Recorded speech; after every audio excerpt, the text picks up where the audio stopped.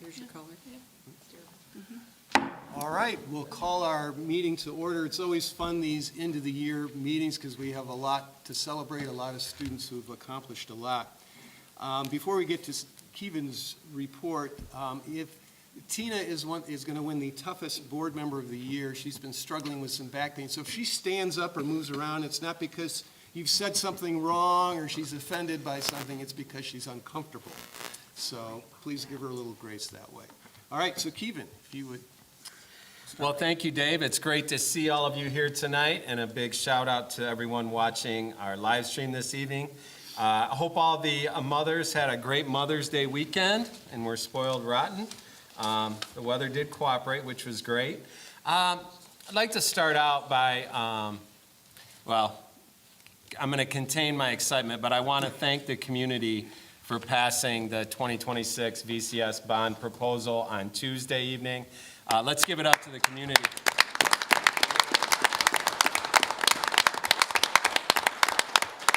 It was a long, drawn-out process, a long campaign. I can't thank everybody enough for all the input, involvement, but especially our community for showing up and voting. This is going to serve our students well over the next 6 years and for many years after that, so thank you very much, community. Also, tonight, board, there will be a resolution on the agenda, a bond resolution, and that's basically authorizing the issuance and delegation of the bonds moving forward. So that'll be informal board action this evening. Again, I'm just like Dave, very excited to have our class of 2026 here to be honored. What a great time of the year.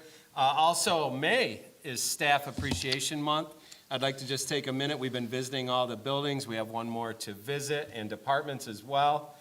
And I just can't thank our hardworking VCS staff enough for all that they do. 1 month is not enough for appreciation for everything they do, but certainly I'd like to just acknowledge our staff tonight and thank them. If we could give our staff a big round of applause.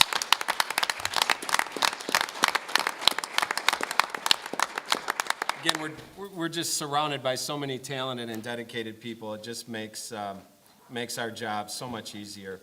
So thank you. We have plenty of recognitions tonight, and I'd like to kick it off. If you recall, this fall, we had a historic run in football, varsity football, the farthest we've ever made it in the playoff. And a representative from Matt Hall's office is here to present an award. So I'm going to turn it over to Mike Roy and Coach Marquez for that special award. Thank you, Mr. O'Neill. So, Michael Roy, Athletic Director, and I'd like to introduce our head football coach, Coach Tom Marquez. He led us this year with a historic season that we had, and we've been coordinating with Mr. Hall's office for a while, and they'd like to do a special presentation to Coach Marquez and the staff for the success that they had this fall. So, without further ado, I'll turn it over to Matt Kramer from Mr. Hall's office. All right, so like he said, I'm from Matt Hall's office. I'm here representing the state representative. We just wanted to celebrate Vicksburg Community Schools and Coach Marquez for the great historic victory they had. You know, that kind of thing comes once in a blue moon, and it takes a great coach to do it.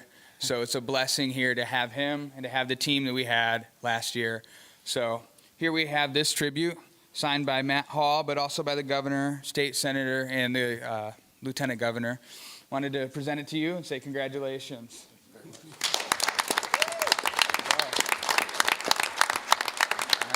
Thank you. Do you have anything you'd like to say?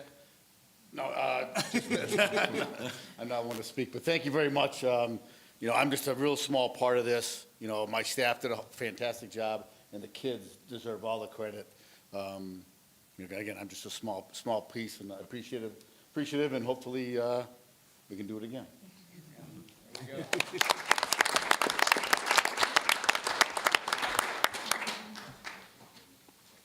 Please send our thanks to Representative Hall for this. This is quite a special honor for you to come down and honor us today. So thank you. Yes. Appreciate it. Thank you.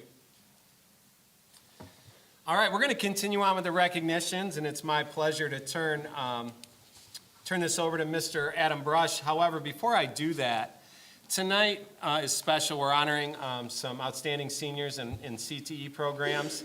And as you know, especially the Board of Education, we have started to expand locally some of our CTE offerings at the high school that don't conflict with the CTE offerings at the center. And tonight I'd like to announce something very special. Thanks to our hardworking staff, our CTE staff, counselors, and others involved, Vicksburg Community Schools was awarded a $1.6 million CTE grant. That's a 3-year grant to help support our CTE programs moving forward. So I wanted just to take a second to just congratulate our hardworking staff on that.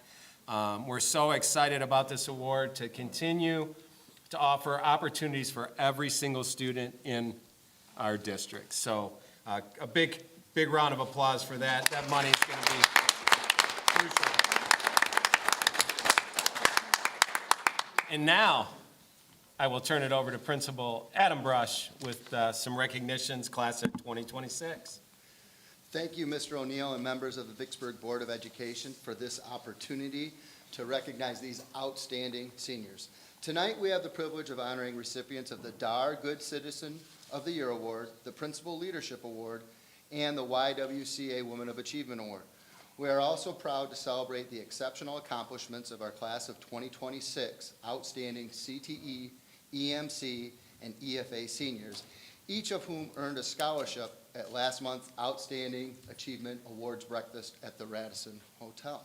We'll begin by recognizing the recipient of the DAR Good Citizen of the Year Award.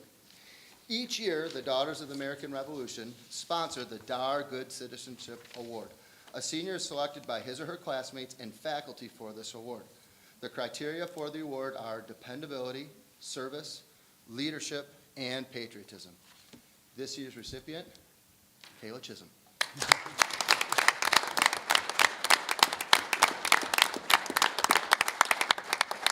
I know. She's sick of talking to me. We've been meeting a lot the last couple weeks.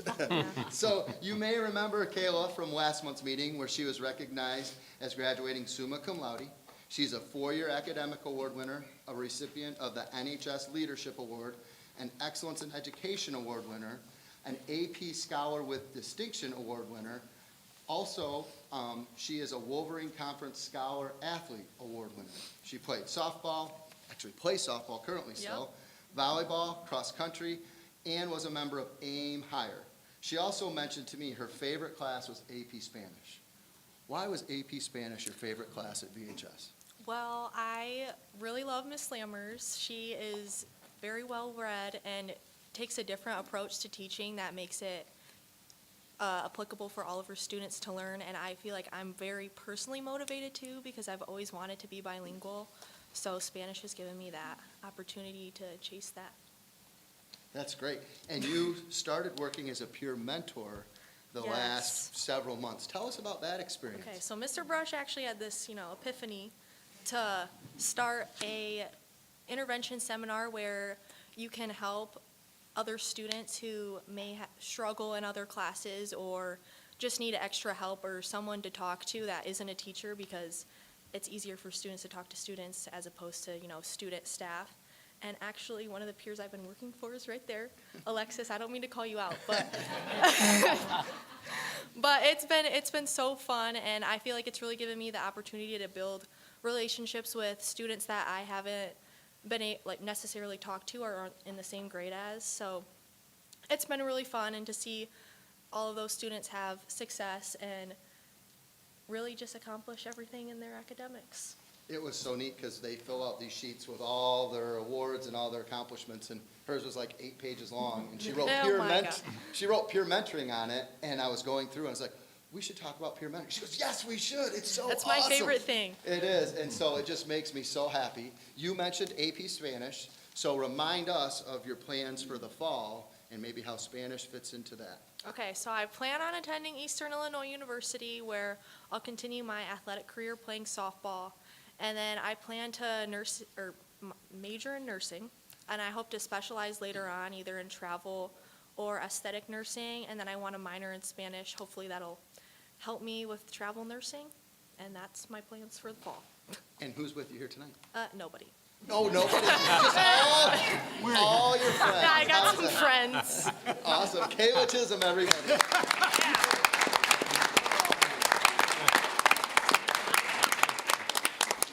It's a busy time of year for everyone, right? The Principal Leadership Award will be awarded to a graduating senior who demonstrates a commitment to making VHS a better place, demonstrates outstanding school spirit, and demonstrates high character and integrity on a daily basis. This year's recipient, Maya Grossman.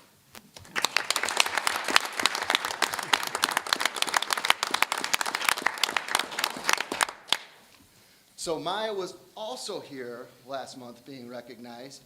She is the valedictorian for the class of 2026. Four-year academic award winner. Her GPA right now is a 4.54. She's a Wolverine Conference Scholar Athlete Award winner and an Excellence in Education Award winner. She also serves on the Superintendent Student Advisory Board. Tell us about that. That's one of my favorite community service-oriented organizations. So we work with Superintendent O'Neill. It's a group of 9th to 12th graders, and we go over community issues specifically related to all the different schools working to improve from elementary schools to the high school level. And we also helped come up with some of the components of the recent bond. So I was super passionate about the tennis courts, obviously being on the tennis team for all 4 years. We also worked to come up with the auxiliary gymnasium, which is a really exciting opportunity for not just our schools, but the whole community. And it's just working through community-based issues with a group of peers, so it's pretty exciting. She's also the NHS president. She's been awarded as an AP Scholar with Distinction, has already earned her AP capstone, and this I found amazing. She scored a 5 on 7 different AP exams. Wow. Just amazing. Yeah. Almost as amazing, you completed a half marathon. So what inspired you to run a half marathon? Well, I've run my whole life. I've run the Hardy Hustle since I was like 5 until it started becoming an issue with tennis. But anyway, I've just run my whole life. I love running. It's kind of served as a metaphor for so many different challenges in life, and it's really taught me that even though I'm never going to be the fastest runner, you can still accomplish your goals and be an individual winner. And I had a really great training partner, Kayla, and we ran that together, and it was just a super fun thing to accomplish, and we're hoping to do the full marathon this summer, so yeah. Awesome. Remind us of your plans for the fall. I'm planning to go to the University of Wisconsin-Madison to major in pre-law and do the honors in the liberal arts track there in hopes of becoming a civil rights or environmental lawyer in the future. So Who's with you here tonight? I have my mom and my dad and a couple of my friends. So yeah. Awesome. Congratulations, Maya Grossman.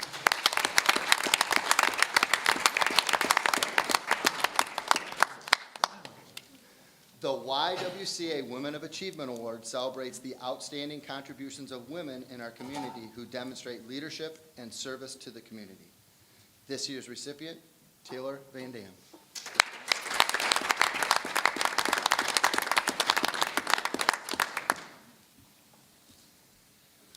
So Taylor is a 4-year academic award winner, a member of NHS. She's in the Big Red Machine Marching Band, Student Senate, ITS, and has completed 2 years of health science classes through KRESA CTE. Tell us about that experience. So my junior year, I chose to take the health science CTE before it diverged into health pathways. So that was a really basic general overview of basically like a really basic nursing track. And then this year, they chose to split it up into really focused pathways, and I chose to take the patient care technician route, which is one of the first steps you need to becoming an actual nurse, and it's going to save me a lot of money in the long run, because this year I've earned several certifications that are going to be able to save me a lot of money in college. But some of the things that I was able to do in there were like, I learned phlebotomy, so I got to draw on my friends, my teachers, and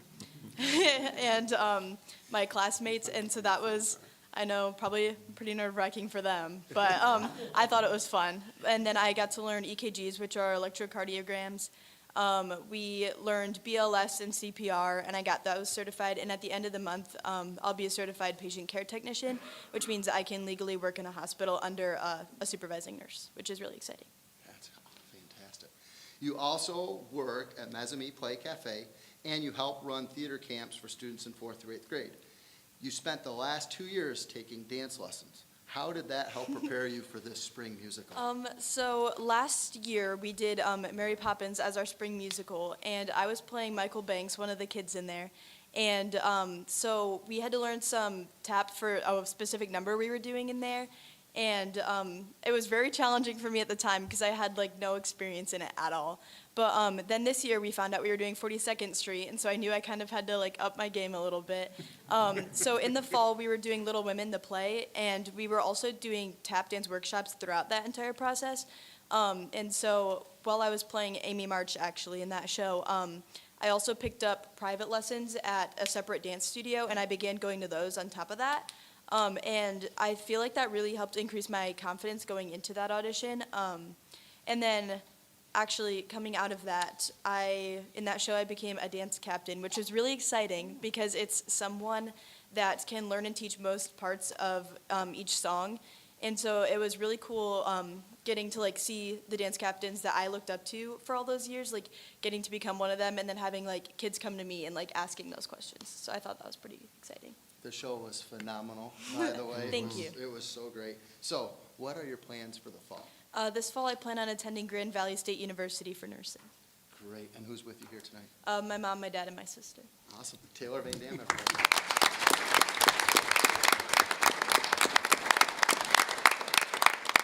All right, our first outstanding award winner for CTE, Addison Arnold. So Addison is a 3-year academic award winner, an AP capstone student. Her favorite classes at VHS were AP Art, AP Stats, and AP World History. She was selected as an outstanding senior by Justin McDonald for her work in marketing, where she also traveled with him to states for DECA. Tell us about that experience, traveling to states and competing in states for DECA. Well, it started off with just districts, and I feel like I spent then like learning about my, teammates? I don't even know, like the other people in DECA, I guess, and just like getting used to them. And so then when I went to states, I felt like we were more of like a little, I don't know, like closely connected community. Does that make sense? Yeah, like a good connected group. Yeah, so I was like really excited to go with them and just have a good time, and we had a bunch of plans for like when we weren't at conferences, going out to dinner and doing stuff as a group like that. So while it was also like a learning experience with marketing and everything, I also had fun getting to know my classmates and doing stuff with them.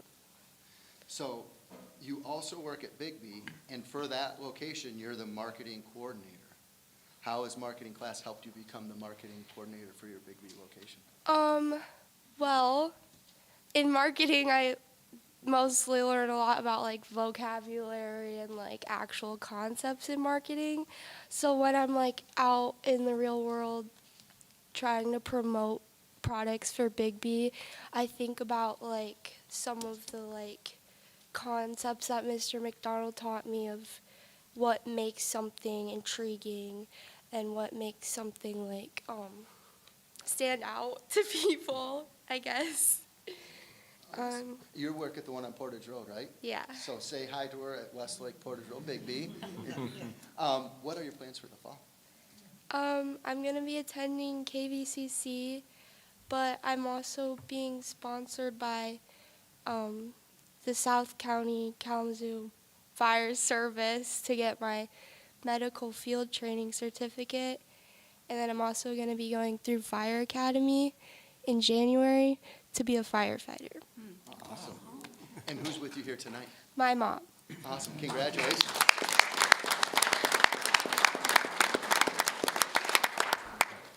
Our next outstanding senior for accounting, Michaela Cowan.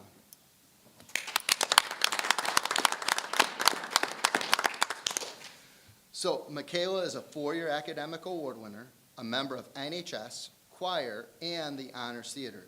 She was selected as an outstanding senior by Justin McDonald for her work in accounting. What did you like best about accounting? I was good at it. That always helps. No, it was really fun. I feel like something I've always stressed about is finances, even though my mom's a baker. Oh, she's filming. Okay. And so to be able to go into that class and really just be able to understand more about finances, I just feel so much more secure, I guess, in my future about it. So I don't know, and I'm good. That's, It's easy. that's great. You also work for your leadership team at church and at Great Skate, and you helped with the NHS food drive. Tell us about that great food drive we had. Okay, it was my first time in NHS, and I was really nervous to do it because doing, like, I guess, service projects, like, just really scared me. But I went up, and I actually worked up in that room, and I think I collected 4 or 5 boxes of, like, canned food and stuff like that. I basically just went up, and I promoted it, and it was really scary, public speaking, but I got through it, and I'm really proud of how much I got. What are your plans for the fall? I'm going to Western Michigan. I'm going to major in journalism and creative writing and minor in psychology. And I'm also in their honors program through there. Hey, and who's with you here tonight? My mom. Awesome, congratulations.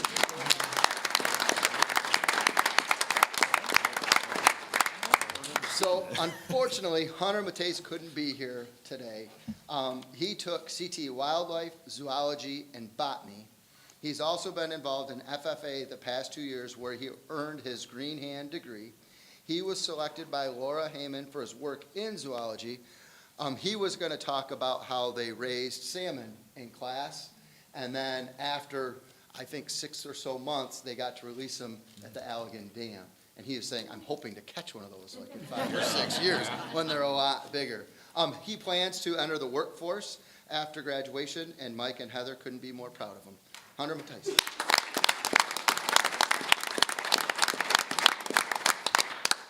Also, Madison Scott couldn't be here.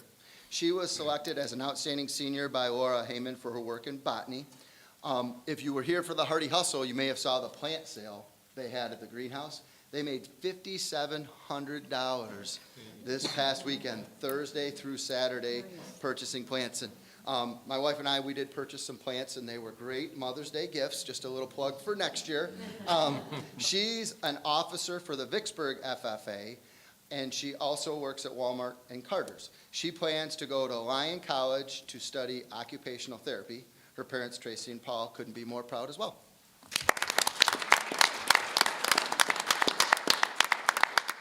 Next up, Addison Steele.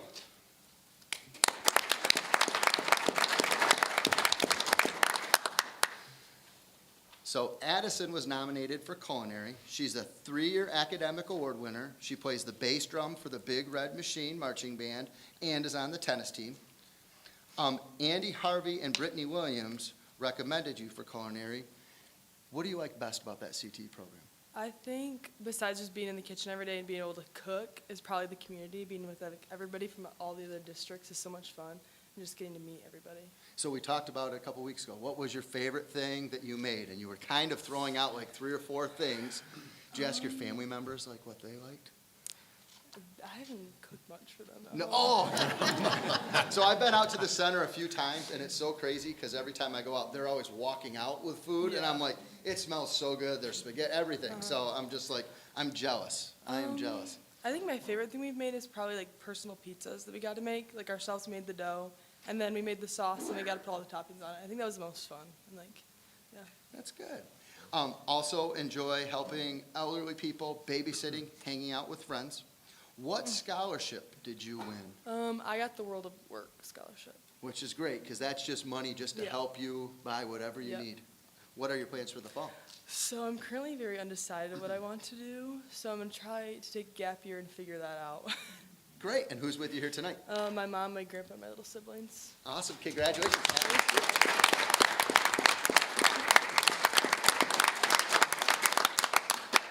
Next up, Michaela Williams.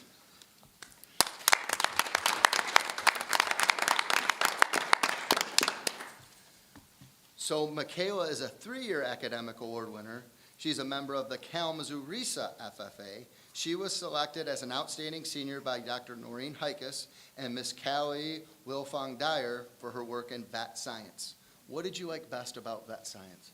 What I liked best about the vet science program is we have a cat foster program and working with the cats. And we also have dogs that come in, and that's probably my favorite part.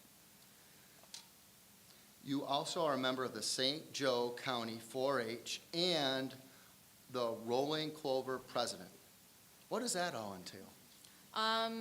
Being the Rolling Clovers president, I'm the one that runs the meetings. So I'm basically Keegan.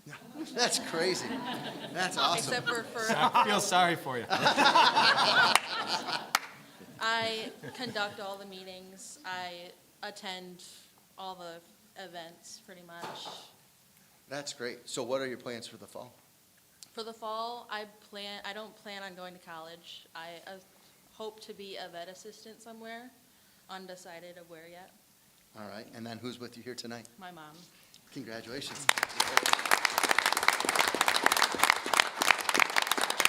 All right, last but not least, Gabby Yost. Oh, no. You have to stand back here, no one will ever notice, right? Yep. So, Oh, there goes my button. Gabby is a 3-year academic award winner, a member of NHS, and Aim Higher. Tell us about Aim Higher. Oh, AM Higher was really fun. I think that's really when I started connecting with like true friends, because I started in my freshman year, and I remember it was like the second day of school where we got to go around, meet different teachers, learn about different clubs, and I was really interested in Aim Higher. So me and actually my friends that are sitting right there, we started an Aim Higher, and then we got to do so many volunteer projects. My favorite was when we would like help organize feeding the unsheltered in Kalamazoo. So we'd get to try to reach out to the community and ask for donations, and then we'd plan on making big meals and make them together, and then we'd go and set the date and all go out, set up a food line with other people we've connected with, and help serve it. And it was great. It's been great. You were selected as an outstanding senior by Jennifer McFarland. for your work Yes. as a patient care technician. What did you like best about your program? My program? Well, I did the health science program last year, and I really, really enjoyed just learning about the basic nursing concepts and health science, like how the body, anatomy, physiology, all that works. So then this year I wanted to do the more direct patient care technician class, which is the same but more, it's kind of more focused on specific things like doing the EKG work or the phlebotomy. My favorite was definitely phlebotomy. I thought it was so fun, and I thought it was really funny. That's great. That's good to hear. You also work at Lakeland Creative Yes. Beginnings as a preschool teacher assistant. Yes. How has that helped you? That's actually made me realize I want to go into pediatric nursing or even neonatal nursing. I really like working with kids, and I like my nursing PCT type program, so I definitely know I want to combine those, and I'm very excited. What are your plans for the fall? I plan on going to Michigan State University to major in nursing, minor in like administrative work, and then this summer I'm going to go to Ireland and study law to help incorporate into that administrative work. I say I'm going for law, but I'm going to go learn an Irish jig, so get ready. It's going to be good. And who's with you here tonight? My mom and my dad and my sister and my friends. Awesome. Congratulations. Thank you.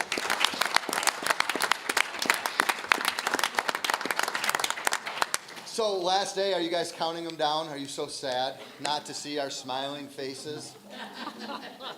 Oh, that hurts a little bit, you know? Yeah, it's hard to believe Thursday.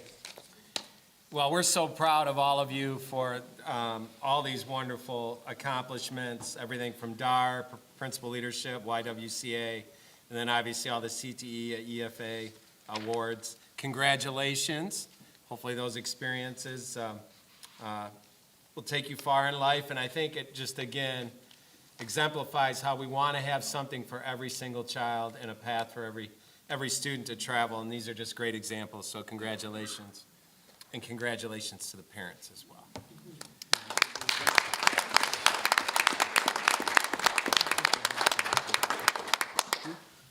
You want to take some pictures, Adam? Yeah. I appreciate that. Do you seniors, you guys and families want to follow me out to the courtyard? Have a great evening. Thanks for coming tonight. We're very proud of you all.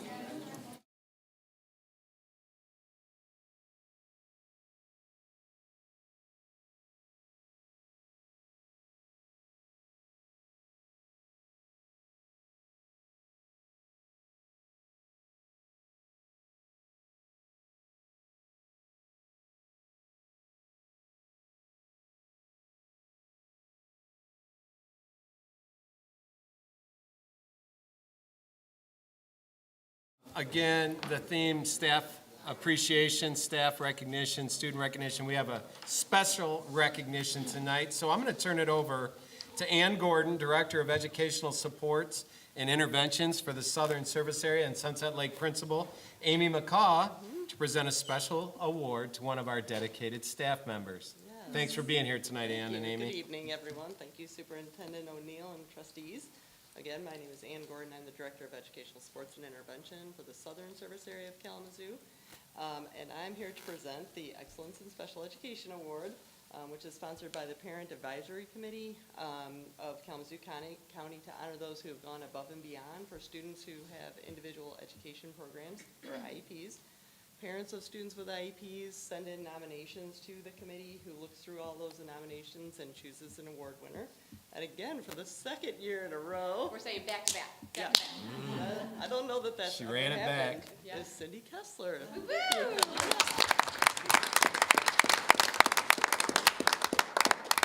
like to read a couple excerpts from the letter that was submitted on Cindy's behalf.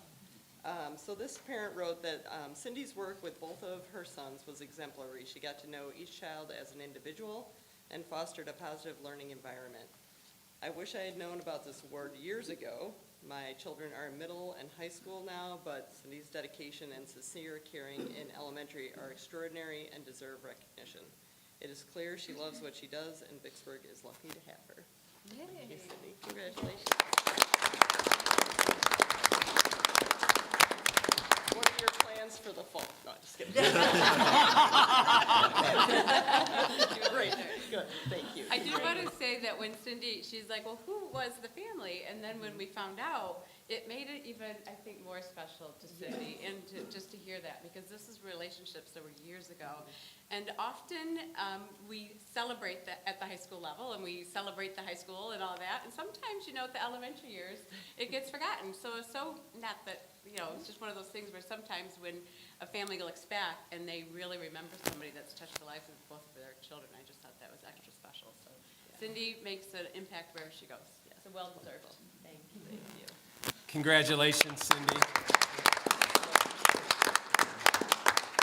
I think in our profession, anytime you're honored as, whether it's a significant educator by a student or a dedicated staff member by a family, what an honor. I think that's what it's all about. So proud, Cindy. Thanks for your work. Congratulations. Just got a couple other quick things in my report, and then we'll wrap it up. In Lansing, we're continuing to have budget discussions that are dominating the sessions. On a good note, the House and Senate both have passed their budget bills. This is way ahead of last year's pace. So we have that going for us. But we still know there's a long way to go. The most important thing that's going to happen is this Friday. The May Consensus Revenue Estimating Conference will be held. Very curious to see the figures that come out of that. That will be the final kind of determination and the numbers that the finalized budget will be utilized upon. So once those numbers become available, and it's fairly quickly on Friday, I will forward that information on to all of you, so stay tuned. Again, very quiet in Lansing, but I did want to highlight two bills. House Bills 4556 and 4557. We've talked about this before. These bills have reached the governor's desk for signature. These bills would remove the mandatory writing component of the Michigan Merit College Entrance Exam, which basically is the SAT essay that our students take every year. Now, some people are saying, why would you do that? Well, this is really in line with what most states have already done. We're one of the outliers that still requires a writing component at the state level. So stay tuned. I have not heard, normally when bills get to the governor, we have a pretty good idea what's going to happen with those. With these particular bills, I have not heard much, so I'm not sure. But I will definitely keep you posted as a decision is made. Real quick, I guess it's not very quick, but all the great events that are coming up, I just want to highlight some because we have a lot of cool things going on the rest of this month. Starting tomorrow, the VHS Spring Band Concert, 7 o'clock PAC. This Thursday, last day of school for most of our seniors, including the epic water balloon fight that will take place Thursday afternoon. Thursday evening, we'll have the senior honors. Honors night, That's 6 o'clock in the PAC. As always, I'm happy to report what an amazing community. We will be giving out close to $100,000 in scholarships that evening. What an amazing night that will be. And then over the weekend, we do have a date correction, if you have your dates in front of you. Cabaret will be held, and thank you, Dusty, for letting me know, Saturday and Sunday, so that will be May 16th and May 17th. And I believe the 16th is 7 o'clock? Correct. And then Sunday's 2 o'clock? Correct. Yep. Thank you. Yes. So hopefully you can come out, listen to our chorales sing. And also, next week, we start doing a lot of things, wrapping up the year. The Film Festival is always a great night, May 20th. And then, of course, commencement, May 21st, next Thursday, 7 o'clock in the stadium. Adam's not here. He's already predicted 70 degrees and sunny, so we got that going for us. And then we'll be off Memorial Day. That's the 25th. And then just a reminder, and I'll send you another one, board, May 27th, we'll have our spring Pathways graduation in the PAC. More information to come. And then June, just really wrapping it up, the last day of school will be June 5th, so that will be before our next scheduled board meeting on the 8th. And as a reminder, we do have a work session scheduled next Monday, the 18th, at 5:30. I have a few items that I will share with you at another time. And with that, Dave, that's my report. All right, thank you very much. Reports and public inquiry, we have the proposal for the Stratford field trip. Melissa Sparks, our esteemed director of 42nd Street, congratulations. Yes. Thank you, thank you. So we've gone on this trip a few times in the past. You granted us permission to go actually just last year. It's a wonderful opportunity for our students. We go to the Stratford Festival in Ontario, Canada, which is considered the best regional theater festival in all of North America. So it's just on the little northern side for us here. And part of the reason why we go to the Stratford Festival is because they have incredible high quality work. These are our performers that have done Broadway shows and tours and things like that, but then they spend their summers at this Stratford Festival performing productions. Every single time we go, we try to see a variety of different shows, as well as take workshops with these very talented artists, and get a chance to develop their craft a little bit better. So I'm proposing that our students attend this field trip July 15th through the 17th this summer. They'll go for 2 nights, 3 days. During that time, they'll attend The Hobbit, which is based on that classic J.R. Tolkien children's book. It's one of their children's theater productions that they'll put on. They'll also attend A Midsummer Night's Dream, because I'm a Shakespeare nerd and this is a Shakespeare festival, so we always go to see a Shakespeare show, which is the classic William Shakespeare comedy. And then they're also going to go see Something Rotten, which is a musical. It's historical fiction. Essentially, the plot of it is playwrights during the same time as William Shakespeare are trying to write the next big hit play, and they get bad advice from Nostradamus's cousin, who doesn't really understand what the future looks like very well. He suggests that they should write a musical based on Shakespeare's next big play, which is supposed to be Hamlet, but he tells them it's going to be omelet. So they come up with this musical, Omelet the Musical. So they'll get a chance to see a classic work based on literature, a Shakespeare play, and a musical. They'll also get a chance to attend a workshop led by one of the guest artists that are performing in there. Last year when we were able to go, we did a song and dance workshop. The performer is someone who had performed on The Lion King on Broadway and Mamma Mia on tour and things like that. And then they'll also get a chance to tour their warehouse, which is 1 square mile of props and costumes and set pieces, and learn how they put all these technical elements together. It's quite an incredible opportunity, and part of the reason why I love going there is not only the quality is really high, but the cost is low. So it's $350 for my students to attend.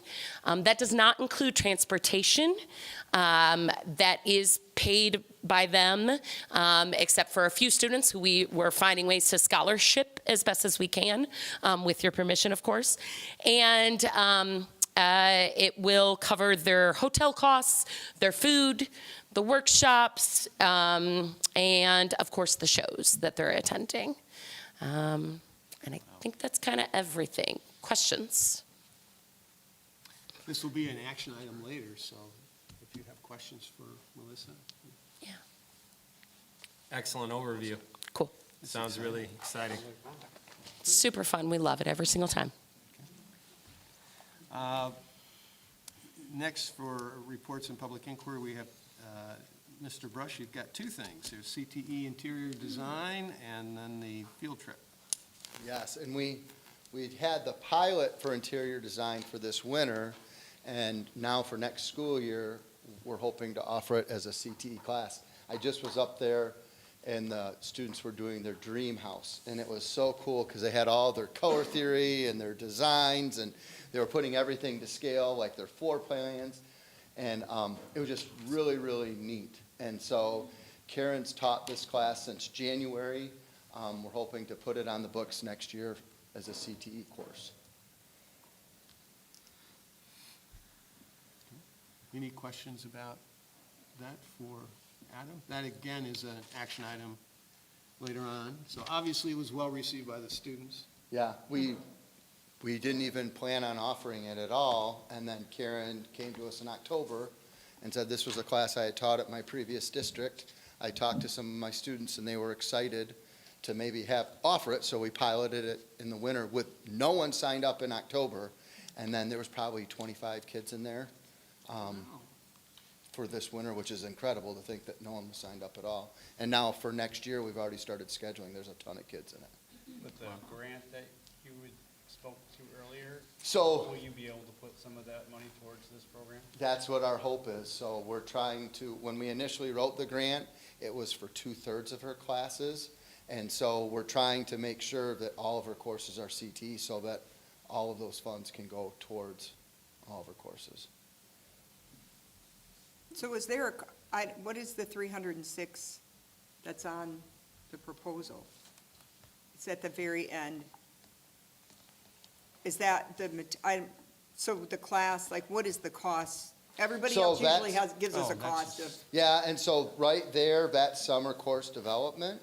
So Oh, that's okay. her to work in the summer to develop lesson plans, refine. okay. Yeah. Gotcha. And Lisa, that's very common with our new courses through our curriculum office, that they use summertime to develop sequence and all those things. Yeah. Okay. Nice. And then Cedar Point, we'd love to send some students to Cedar Point. Students from Student Senate who've volunteered a lot of their time outside of school to go there. It's been a reward. We've done it since I've been here as assistant principal, 16 years. I know. I feel bad, Tina, for you. It's been a long 16 years for you, hasn't it? Feel bad for her. Yeah, I know. Poor Keevan used to have no gray. It was just great. Mike had hair. That is also an action item later, so if you have questions, now's the time to ask. Okay. Mr. Roy, I believe you're next on the agenda to talk about some cooperative teams. So we had an opportunity to expand some of our athletic offerings at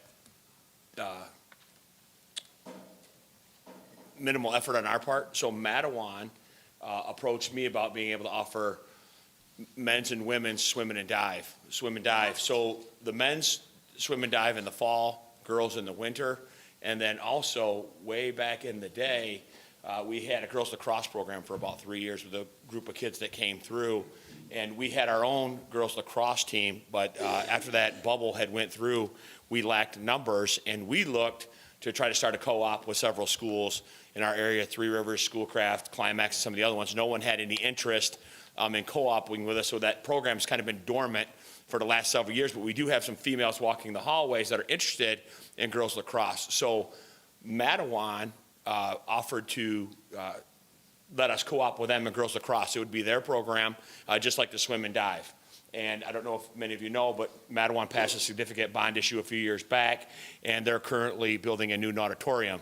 So this year, if approved, we would swim and dive at the Portage facility, the Y, where they currently practice and do their meets. And then the following year, that would take place at Mattawan High School. We currently have a couple programs that we co-op with other schools you may or may not be aware of. We have a hockey program that's run through Gull Lake that we co-op with. We have had students here in the past that have played in that. And then our other one is with Hackett Prep, is men's and women's downhill ski. And so this opportunity for our student athletes would be the same as those. Again, I wouldn't be here if it wasn't for athletics, and just trying to draw that connection and give as many opportunities for our student athletes here that we can. And I believe would have a minimum impact on taking students from other teams that we have. You know, it's a lot of questions. If we offer this, are we going to lose students? What we've kind of found out in the research is pool kids are pool kids. You know, so it's not like someone from the girls basketball team would most likely not leave to become a swimmer. But we do have some people coming up, and I've had some inquiries from some middle school families about does Vicksburg have that? And up until now, we haven't had that opportunity. But now that we have an opportunity, hopefully we'll be blessed to be able to say, yes, Vicksburg now offers swim, dive, and girls lacrosse. I'll answer questions. Transportation. Yeah. Yeah, so again, it would be just like our ski and just like our hockey. Those kids would transport themselves. That would be their families that would be responsible to get them to and from practice. Are there practices scheduled such that they won't have to leave school early to be? Yeah, correct. Yep. And then teams can only be so big sometimes. Do slots go to the Mattawan students prior to the availability to these other schools coming in and being part of the program? Or is it, is it a tryout type situation? So traditionally, swim and dive have not been cut sports because they have a varsity roster that compete at the varsity level, obviously, and then the rest can swim and dive at the JV level. Okay. So in the past, it's not been a cut sport, but the top kids do meet the varsity requirements. And from the discussions with Mattawan, they don't have enough students right now to be able to fill all of those rosters. So it would be the best swimmers, the best divers would earn those spots. And again, very similar to what we do in ski and what we do in hockey. The best kids play and participate. For us, in our own experience here, you know, we host lacrosse and we co-op with Hackett. And so again, we get 1 or 2 kids a year from Hackett. But when we started that program, we needed them in Three Rivers to get the ball rolling because we didn't have enough players. After that first year, Three Rivers dropped from the co-op, so it was just us and Hackett. With not having to account Three Rivers enrollment, we were able to drop down to Division II in lacrosse. But now with our numbers the way they currently are, the discussion will be moving forward as do we need to continue to co-op with Hackett.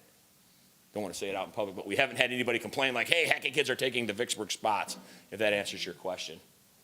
And they compete under the Mattawan? So it would be a Mattawan team, yep, and they would compete under the MHSA, so they would have the rules, everything like that. The biggest bonus, if you want to call it an impact maybe, for us would be that they would earn a Vicksburg varsity letter, similar to what we do for hockey and downhill ski. Perfect, that was my next question. Yep. Ms. Forsythe, you had a question? Same, Question, perfect. transportation. I think it's a great opportunity, for our student athletes. Is that an action item later on? Yes. So afterwards, I guess, guys, my door's always open, my phone, email, whatever, if you ever have questions about anything, I'm always available. But from where I stand, this is a great opportunity for our student athletes. And it's an opportunity, again, that's not going to take kids off of other teams. This is going to be other kids that are walking our hallway and give them another opportunity to connect with the school. And I'm preaching to the board that, we know that the kids are connected, that the better they do academically and stuff like that. So thanks again for your. With the lacrosse, will we host any games here or no? That would be a discussion like with Madawan, and to be honest with you, Mr. Centofanti, we haven't talked about that. I'm not saying that we couldn't, but most likely with it being a Madawan team, most likely they would compete at Madawan all the time. But you never know with facilities and scheduling conflicts and something like that. It might be something where, hey, they can't host on a certain night and our field's open and available, and we might be able to do that. We did, when we put that new turf in, have it lined for men's and women's lacrosse. It's called lacrosse, but it's a different game, different rules, different size field dimensions and stuff like that. So our field is currently lined for both men's and women's lacrosse. I certainly appreciate you bringing these opportunities. That's Yeah. great. Thank you. Yep. All right, thank you, Mike. Our transportation annual report, Karen? Oh, have you got a power? I do. Ah, So if you guys want to move so you can see some pictures of my awesome team, that would be great. I can get this little mouse to work. Where am I? Okay. And if you want to dance to the tune, please do it. Oops, I thought I was going to do it on the way.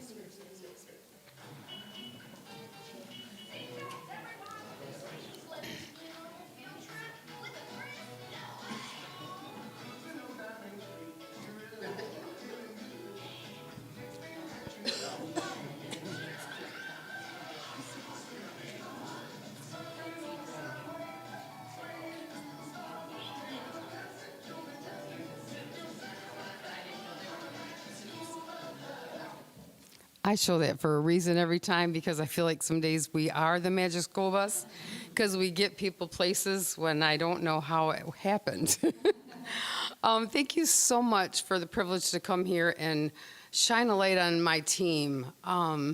They are amazing people, and I count it a privilege to work with them, and I'm so proud of them this year, as always. But I'm just going to share and highlight some of the things that we've been doing this year.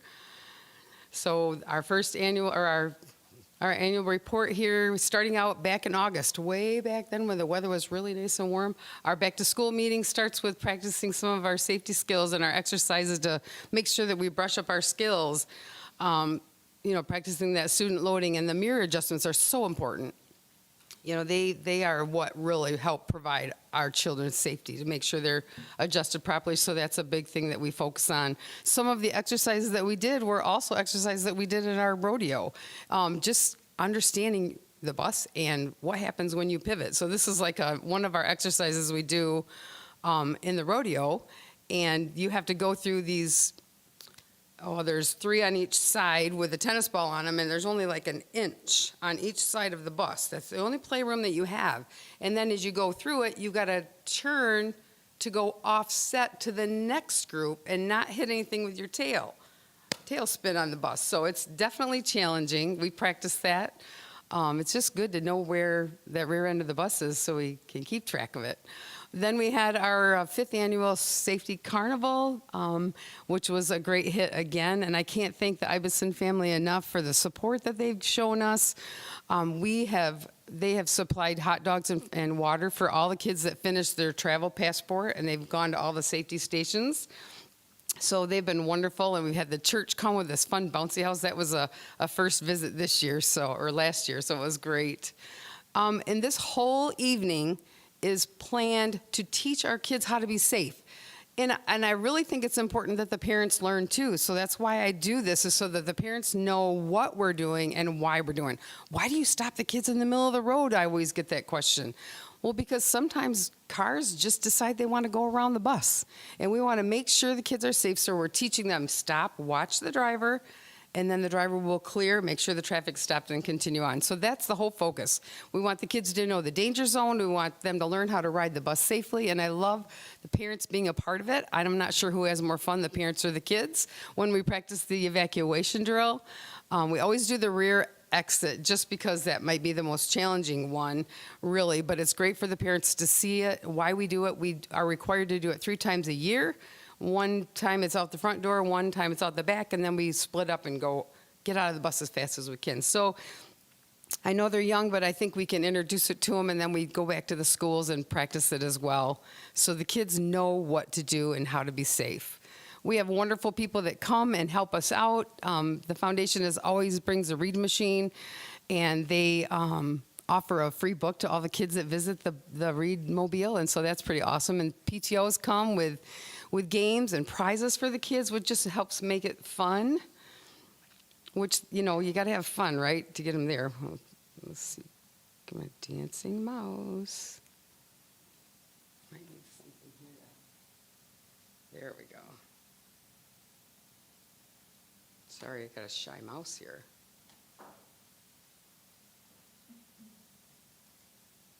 Get over there. Adam. Oh, gosh, there we go. And Tracy McMillan brings the team, the fire station, with fire trucks, ambulances, or police cars, and they even let the kids get up in the seat and start the siren. That's incredible. The kids will just light up. And we have a lot of fun with the dunk tank. We had a special guest this past summer. Steve Goss blessed us with his presence and subjected himself. You know what? It's either too cold or it's too warm. I don't know what to say. We try to get it cleaned out before, but you know, when the temperature's warm. But this is Bubba. He's really winding up to make sure he can dunk Steve. So that's a lot of fun. Is that all? 30? We have wonderful volunteers that come and help us, but we're not the kids are not the only ones having fun. Aha, look at that one. That's Sarah Baselli. I don't know if you recognize her, all smushed in there. So it's fun. So I want to take a minute to highlight the mechanics. I don't know if you realize it, but we have amazing mechanics at our garage. Our buses are safe, and they take good care of them. Thank you, yes. And ever since I've been here, we have received a certificate of excellence. And every year, the guys just, you know, they keep their performance up, and I'm so thankful. This was the 24-25 certificate. They're always a year behind. We have another one coming next year, so stay tuned. But they go over and above. When they see a need in our district, they have really done wonderful things this year. We had a need for a new box truck. I mean, we had a 1998 box truck that had a lot of miles on it. It was still moving down the road, but, you know, it's getting older. Salt truck that was rusting away. The guys thought, oh, they got creative. So they took the old box truck, took the box off of it, and set it up. I got these pictures backwards. Set it up with reinforcing it and put the salter on it. So we got a salt truck at a very low cost, which gave us enough money to be able to buy a new cube truck. And we're also using the cab or the box for our rodeo equipment storage. They were kind of getting cramped in there when I getting that equipment, and so that was a really nice place to have some extra storage. So, and there's our new box truck that's used by so many different organizations in our district. Just to name a few, our maintenance department uses it also. The PAC, when they're doing performances or need, you know, furniture, the choir uses it, and this, we've used it a couple times for the first day shoe fund. Heather's come by and got our cube truck. So many people in the district enjoy this benefit, so thank you. And this one's got an elevator on it, which I think is really cool. If we have a lot of big, heavy stuff, we can put it on, you know, on the ground and lift it, or go halfway if they're lifting big wrestling mats. But so anyways, it's definitely great. And then Christmas showed up before we knew it. It's like we blinked and here was Christmas. We like to have a great time. We went to Vickers and had a party, the group, and then we celebrated Michelle Ballard's 27 years of driving school bus. She retired December 31st. So she's missed, although we've got her to sneak in a couple times to help us out. So, and we also had drivers that participated and decorated a bus for the parade. That was a lot of fun. So then we moved into the new year. We got to purchase this van, and believe me, the grass did not grow under those tires. It was purchased on the road as soon as we got back from spring break, helping out our athletic teams, the smaller teams that could take, 20 people in a van. So that's helped me keep my drivers on the road, and I'm thankful for that. And I know the coaches love it too. So thank you again for that wonderful gift.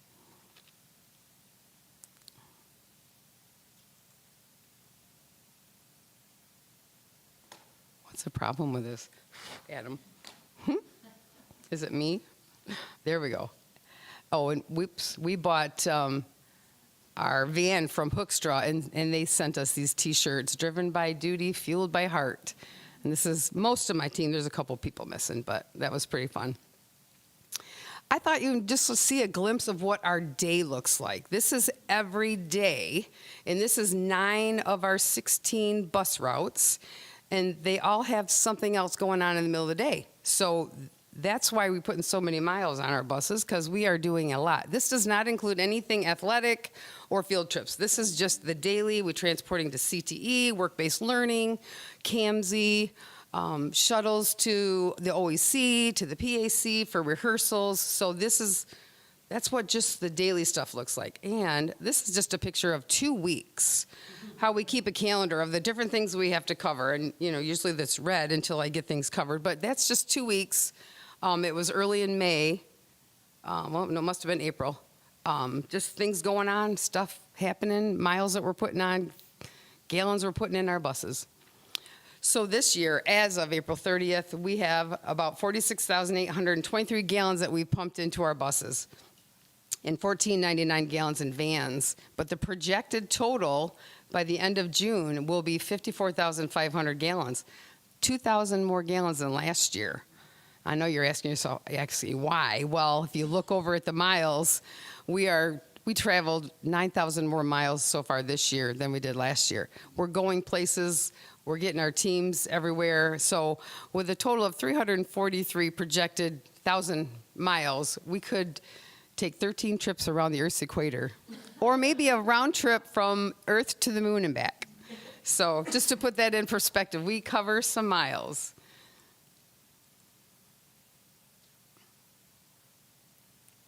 Then April hit, and now we're preparing for the rodeo, and this is where my people shined. It's only the second year we've done it. It was in Van Buren ISD again this year, and next year we are planning to bring it to Kalamazoo.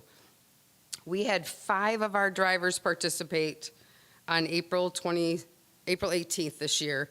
Those are some of the drivers that competed. We had Alan Reynolds, Haley Laffler, Norland Crandall, Lynn Conroy, and then Heather Jones. So they competed. There was 45 total participants. I'm almost there, come on. And then we can't do it without volunteers. We had more volunteers than we had participants. This is just my Vicksburg people.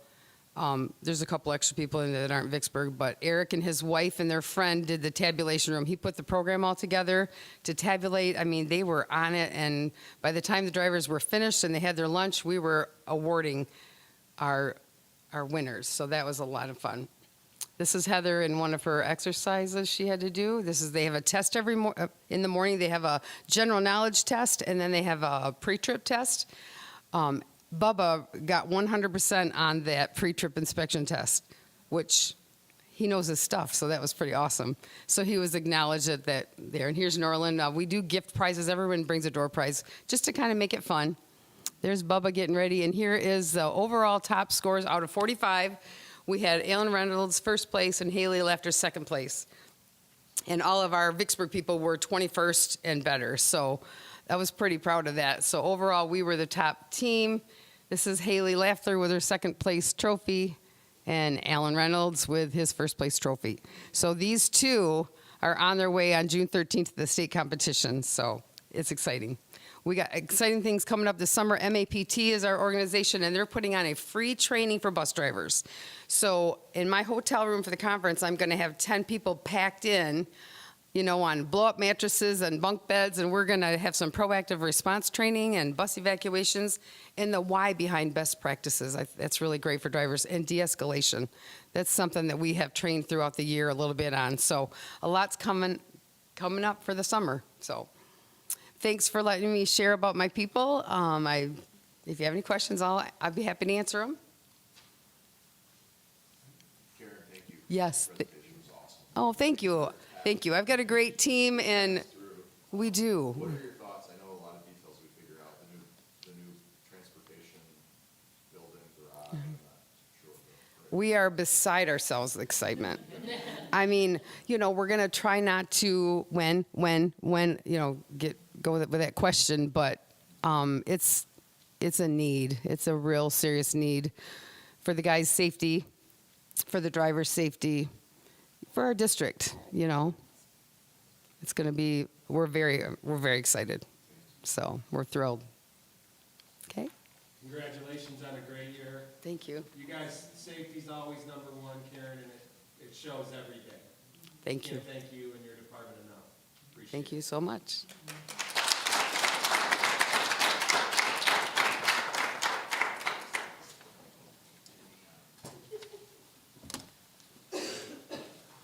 Steve, I got a segue question for you before we get to you.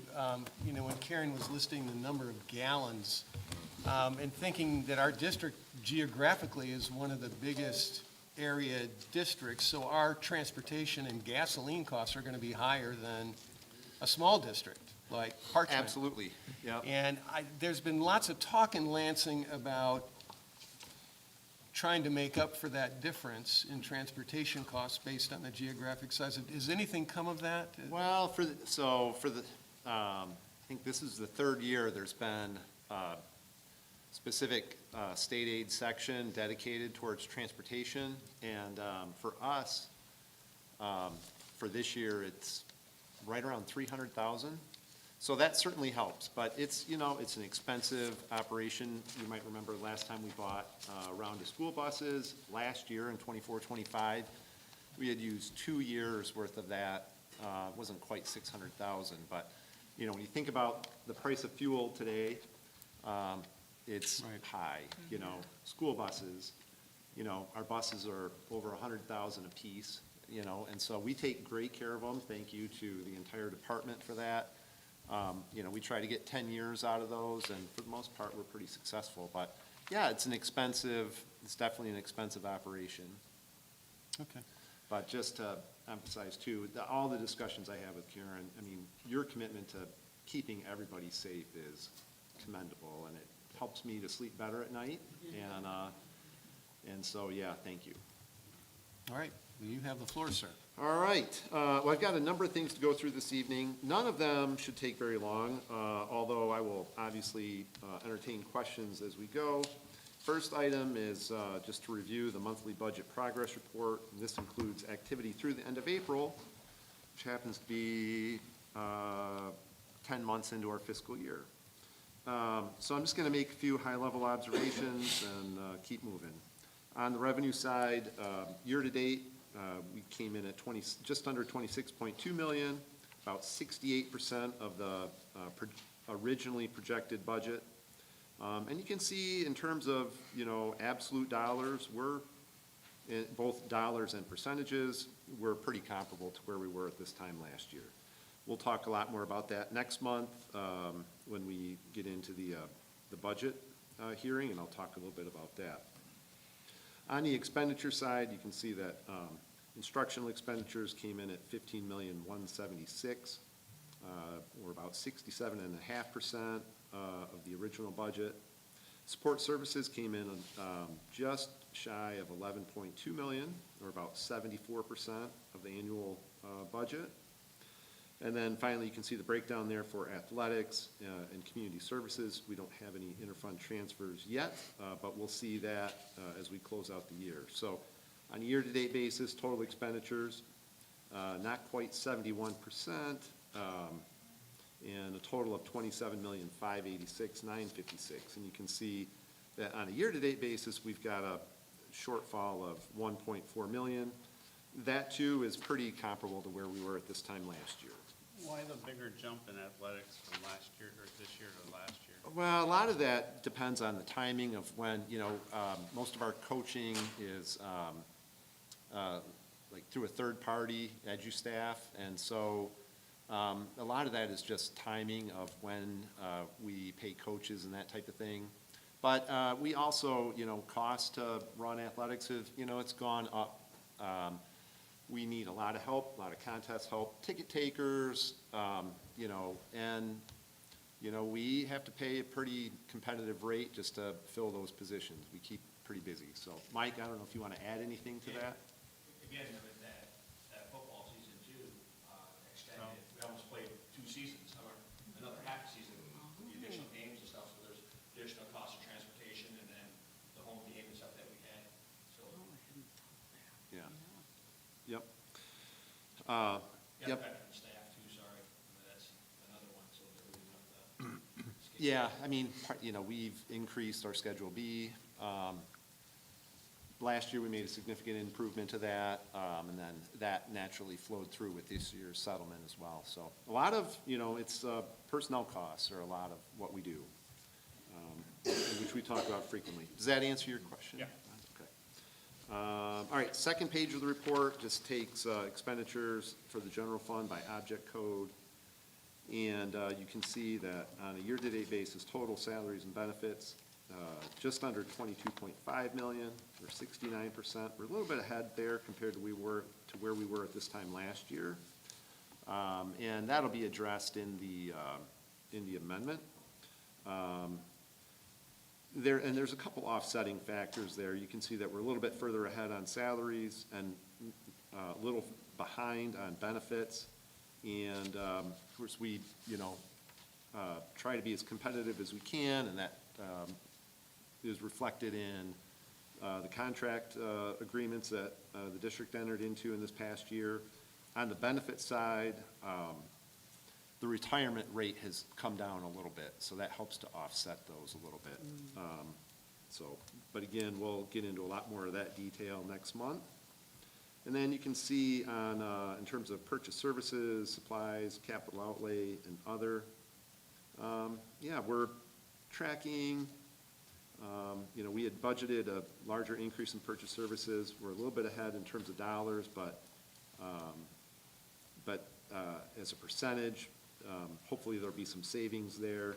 Same thing with supplies. And then obviously, we've talked about this, I think, at some length, but capital outlay, that large number last year of not quite 1.3 million, roughly $1 million of that was for school buses. So when you eliminate that, the capital outlay is pretty comparable from year to year. Of course, again, we're grateful to the community for supporting the bond because, our ability to fund our capital needs with that dedicated funding takes a lot of pressure off the general fund so we can operate the programs that we need. Again, total expenditures there, $27,586,956. Any other questions on that? All right, if not, Steve? yes. 1 second. I just have a quick question for Kelly. Not that I'm concerned about this, but I saw that the washer and dryers were 3,200, which I don't care about that, but I thought they were being donated. So did the school buy them, or? Turn the checks in to the school and then pay it. Oh, okay, gotcha. So you have them? Yeah, Are they, are kids using them, or? they are. We had to take some interactions with spring break testing week. We have to be quiet in the building, so we had to kind of delay some, but, yep. Bringing bags in, but laundry bags. Aw, that's great. That's great. Good, okay, thank you. Great. Okay, taking a quick look at investments. Same format I've presented for a while now. You can see invested funds for those school district funds where we have investments. Again, each fund is kind of unique to itself. When you have building and site funds, those investments are legally restricted for capital projects, as are any of the investment earnings. But we continue to do well on a district-wide basis. Investments were just over $11 million, and you can see that we continue to earn a decent amount of investment income. Those rates have come down. We've talked about that. They seem to have flattened out, and you know, looking out at some of the market data, one of the things I look at is a FedWatch tool by the Chicago Mercantile Exchange, which kind of assigns probabilities. That gets updated all the time, but for future expectations of short-term rates. And, you know, I think for a while we had heard a lot about, you know, very aggressive rate cuts. That seems to have fallen off. And the outlook right now is basically stable to maybe a just slight skew towards increased rates later this year, or, you know, early 27. But there's a lot of time for that to change. Of course, that doesn't really, you know, that affects our investment earnings. It affects short-term borrowing. When we're talking about bonds, you know, those are primarily longer-term rates, and so they're not as tied to the Fed rates. But I think at this point, it, you know, appears that we should continue to earn roughly the same rate for the next several months at this point, and we'll continue to update the board on that. But on a year-to-date basis, between all the funds, we earned just shy of $400,000 in investment income. Any questions on that? Right. If not, for your perusal within the packet are the accounts payable reports. I won't go through that. And then there is, it's that time of year, we have the budget resolution for KRESA. And I don't have a lot to say about that other than it's an annual requirement, legislatively required, that local school districts must adopt a resolution to either support or approve or disapprove of their local ISD or RESA, to approve or disapprove their general fund budget. It's required by state law that we have to pass that resolution. If we submit a resolution that disapproves of it, then the district is supposed to provide some input and feedback, but it's really up to the governing board and management of KRESA to develop and adopt their budget. So it's really just, at this point, a procedural checkbox that needs to be completed. Any questions on that? I'm assuming we support. Yeah, KRESA. we don't have any reason to not support it. We work good relationship with KRESA. You know, we don't have any, I don't have any reason to question or doubt it. Agree. Yep. And then finally, it's that time of year again. I'd like to request approval to set the next board meeting, June 8th, for our annual public hearing on the budget, which will include property tax rate, amended budgets for the current year, as well as preliminary budgets for next year, which are in process of being developed. And of course, we'll look to this Friday's revenue estimating conference and hopefully get some clear guidance from that. And hopefully, you know, we'll have a budget a little bit earlier this year. It sounds like the House, Senate, and Governor's office are much more aligned than last year, but we'll, you know, believe it when we see it and when it hopefully gets passed before June 30th. Any questions? All right, if not, then that'll conclude my report. Thank you. Steve, could you speak to the bid proposal that we're going to take action on as well? Yes, yeah, thank you. We solicited bids to have the district's building access controls, the door controls essentially, the camera, intercom, and remote access system for all our buildings to be upgraded, replaced.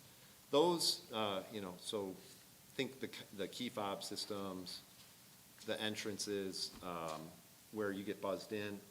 And that system was originally put in after the 2014 bond issue. And it's served the district well, but it is obsolete at this point and no longer supported. So we're kind of, if a major module of that were to fail, we'd have a very difficult time being able to replace or repair that. So we solicited bids. We have Tower Pinkster and Frederick Construction involved in that, as well as Adam Wallace has played a big role in it. So we solicited the bids. We had a lot of interest. We ended up, I think, with 7 bids. And the low bid, I won't have it right in front of me, but it's in the board packet, right around $59,000, which we were pretty satisfied with. Came in a little bit better than we were hoping.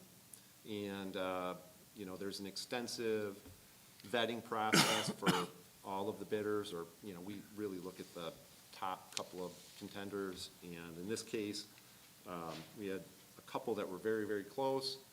But they were both very qualified, capable bidders. And so the recommendation is to award to the low bidder, which is Parkway Electric and Communications. I believe they're based out of Holland, but they seem to be an excellent outfit. And that project would be paid for with proceeds from bonds that were already issued, from the Series 3 2024 bonds. Now, we're proposing doing new vestibules, particularly in the elementary schools. I'm assuming that what we put in now, they could use. Yeah, if they reconfigure entrances. And so then, we have the same design and construction team that are involved in that, in, developing those vestibules that are doing this. So while I haven't talked about, in great detail, I fully trust that they are accounting for that in, this project as well as the design of the next. Now, that's not to say there won't be some costs with, transferring, the equipment and that type of thing, but it should be pretty nominal. Are they able to reuse any of the equipment that exists, or is it all new readers, all new lock sets and everything? So, and I wish Adam were here, he can explain this better than I can, but, the network infrastructure that had to be, run to the doors, that is still good. The locks themselves are good. It's, I think it's referred to as the strike plate. Basically just the electronic controls, including like the readers and that type of thing.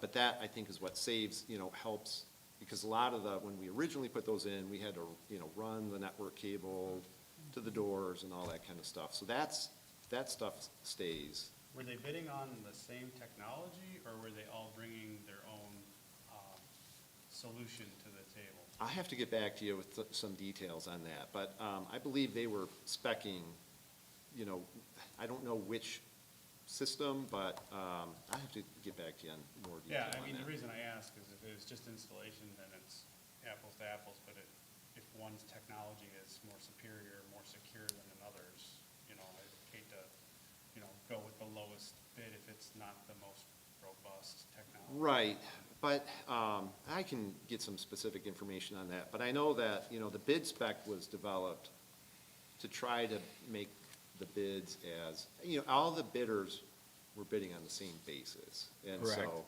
there was It all no, goes out to like, the this is a domain. better. It's the same description of the job. Yeah, they're all essentially, it is as close to apples as I think you can be. All right. Steve, the other question I have is, we have to take action on the sale of bonds, and there's lots of documents and verbiage and appendices. Yes. Is that all pretty much boilerplate kinds of things that happen? There's a lot of boilerplate language in there. I'd encourage you to read through it, especially if you have trouble sleeping. It'll help with that. But, we've gone through this process numerous times, whether it's for refinancing bonds or new issue bonds, like as in the case here. There's a couple of different ways to go about it. You know, one of the things I want to make sure the board is aware that sometimes districts will pursue a negotiated sale, and they'll work directly with an underwriter. And you tend to see that with larger bonds. We have historically just done a purely transparent, competitive sale, and we tend to get a lot of good, lot of interest and bids from that. In talking to, you know, if, you know, underwriters call us all the time and they want to sell their service, but I think in our case, and certainly based on the amount of bids that we've received, interest rates that we've received in the past, in the opinion of the attorneys and our financial advisor, they really don't see any downside to a competitive sale. So that's the way we would anticipate proceeding. And then a lot of that, it's just boilerplate language, tax compliance, you know, everything just related to the legal process of, you know, issuing, in this case, $21 million, give or take. And, you know, we use a dedicated bond attorney at True & Law, who, that's essentially all he does is municipal finance. And so it's a pretty streamlined process. Be happy to spend some additional time or set up a time to go through that in detail if that would be helpful. But it's like I say, it's a pretty streamlined process. Okay. Any other questions for Steve, because there's several action items later? If not, we'll proceed to our audience section. Our next agenda item is for public comment. Meetings of the board are open to the public. It is the time the board conducts the business of governing the school system in the public arena. This is not intended as a meeting with the public with ongoing dialogue. Staff may follow up with you regarding issues raised during comment time. Please exercise decorum and respect laws regarding privacy and defamation. Speakers are limited to 3 minutes, and I always hand the gavel to Tamara so I can pay full attention. She'll give you 1 tap with 10 seconds left and 2 when time is up. And I believe Mr. Morse. Yes. Will you sing it one of these times for us? I'll have to wheel in a piano because, give me a minute. I'll be right back. Hi, everyone. I'm Dusty Morris, VEA president, and I'm happy to share with you a few more stories of our VEA members going above and beyond for our students. I'm proud to say VMS choirs performed last Monday at State Choir Festival and did a beautiful job. Got some great recordings if you'd like me to share them with you. Liz Vischer, elementary counselor, has a celebration to share. The 4th graders at Toby participated in a Lego architect experience. That was a partnership with the K-RISA Discovery Lab, a national organization of minority architects, and they learned about the field of architecture. They built an arch using giant Legos. They learned about city planning, and they had a lot of fun learning about what architects do. More things going on at Toby. Here's a great example of teachers being proactive to help students learn to regulate their behavior. The Golden Plate Challenge is helping to improve behaviors in the cafeteria and is a great collaboration between the behavior specialist, school counselors, lunch supervisors, and teachers. And the school psychologists are collaborating with a county-wide team to revamp some of the processes around special education evaluations for specific eligibilities. This helps to support appropriate and timely identification so students can get the support they need. Many Toby 5th graders are currently building owl and bat houses. This box building is an extra credit project that wraps up their mini unit on owls and owl pellet dissection. The students are responsible for using math skills to estimate the amount of materials they need and the costs. They do the measuring and the construction, and then they stain or paint their box. They've scouted locations. Mrs. Sadowski has helped find locations to where they're going to hang them, and they look forward to putting them up in parks and other spots around the community. Heather Richardson at Indian Lake organized a great career day, and Kelly Christensen has been making meaningful hands-on learning take place at the Outdoor Education Center all year long. And as Adam also mentioned, I was going to shout out Laura Heyman's botany students and their $5,000 plus FFA plant sale, and I bought some vegetables, which I planted on Saturday, so that was great. So thank you all for listening.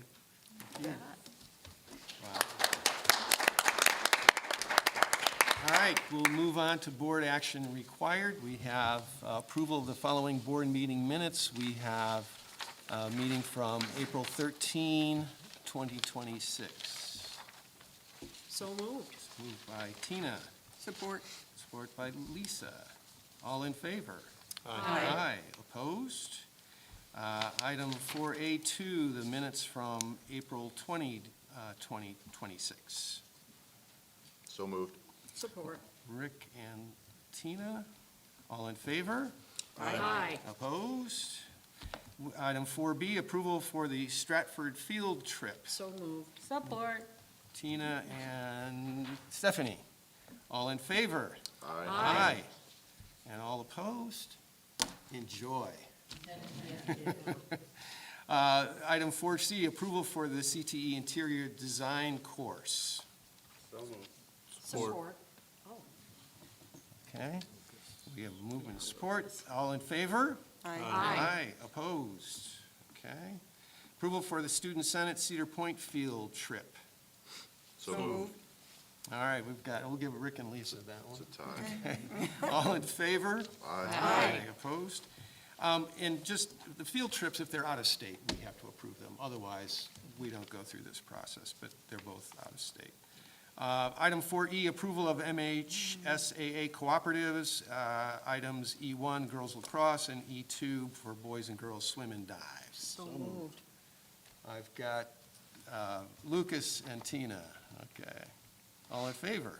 Aye. Opposed? Item 4F, approval of resolution authorizing issuance, delegating the sale of bonds and other matters relating thereto, and you saw all the legal documents there. So moved. Moved by Tina, Support. support by Rick. This is a roll call. Stephanie? Yes. Lucas? Yes. Lisa? Yes. Tina? Yes. Ron? Yes. And Rick? Yes. And yes.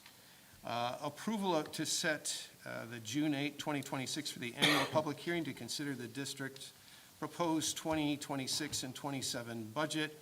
It's a meeting we all look forward to with bated breath. So I know moved. that's not true. Moved by Rick, Support. support by Lisa. All in favor? Aye. Opposed? Item 4H, approval resolution of local district vote on KRASA general fund budget for the 2026 school year. This is a roll call vote. So moved. Moved by Support. Tina and Ron. Stephanie? Yes. Lucas? Yes. Lisa? Yes. Tina? Yes. Ron? Yes. And Rick? Yes. And yes. Item 4I, approval of administrative salary schedule. You were all informed about that at the last work session. So moved. Moved by Tina, Support. support by Lisa. All in favor? Aye. Opposed? Okay. Item 4J, approval to award Series 3, Release 3 contract to the low bidder, Parkway Electric and Communications LLC at the cost of $59,905. Project cost to be funded with proceeds from the 2020 Series 3 building and site bonds. So moved. Moved Support. by Lucas, supported by Rick. This is not a roll call. Okay. All in favor? Aye. Opposed? Next is first reading approval of the following policies, and we've got items K1 through K16. We did have, just so the board knows, all of these policies were generated by Neola to comply with law, with the exception of the second one listed there of 1210. And that was from the policy committee. Those were items related to board superintendent relations that were in the Keevan's old contract that we thought was not appropriate to be in an individual's contract, but should be related to policy for how boards relate to superintendents and not specific to any particular superintendent. So that's the backstory on all of those. We did have one, you received an email. Originally, we had another policy that was listed, but discovered there were some mistakes made, so that is not on our list at this point. That was 8120.09. So with the board's permission, if you're comfortable with that, if you want to deal with 1 through 16, I'll Hey, Dave. entertain a motion. Dave, I just had a question on that. Yeah. PO 1210 real quick. Yeah. Thank you for that, because some of it was just generally with the policies. Obviously, we had a lot of policies this time, and I wondered what was driving, if all these were Neola changes, or if they were coming from the committee as well. So any type of, if we could get that with the agenda, that would be helpful for me at least, just to know kind of what's the why behind the what. For these things.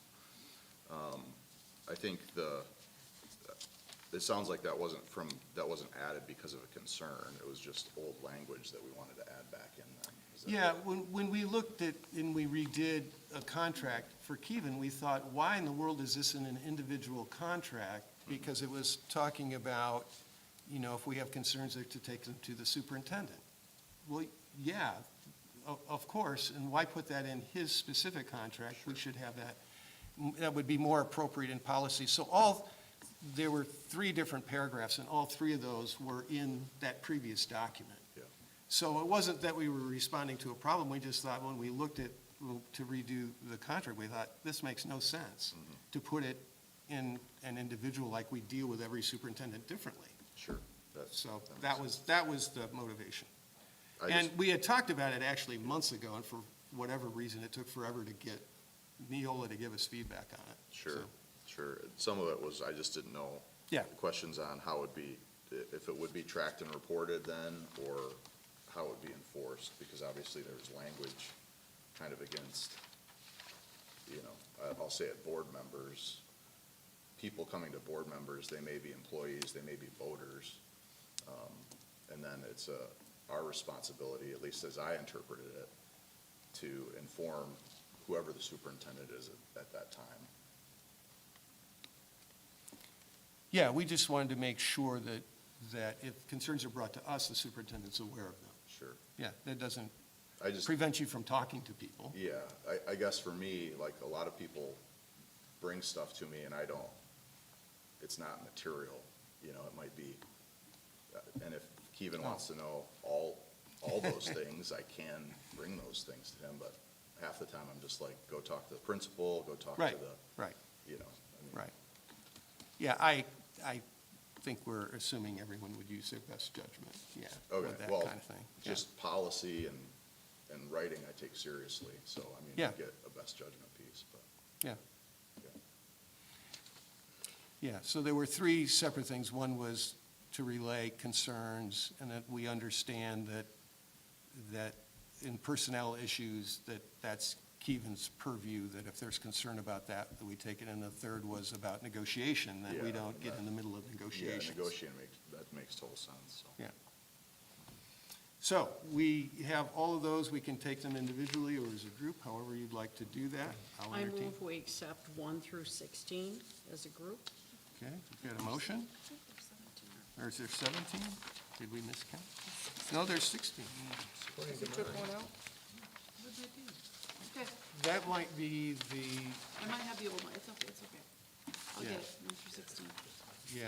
because we removed the one. It's Yeah. 16. It's 16, okay. So I have a motion, I need a second. Support from Lucas. Okay. And this is a roll call vote. So Stephanie, Yes. Lucas. Yes. Lisa. Yes. Tina. Yes. Ron. Yes. Rick. Yes. And yes. The motion carries, and I believe that completes our business for the evening. Thank you all.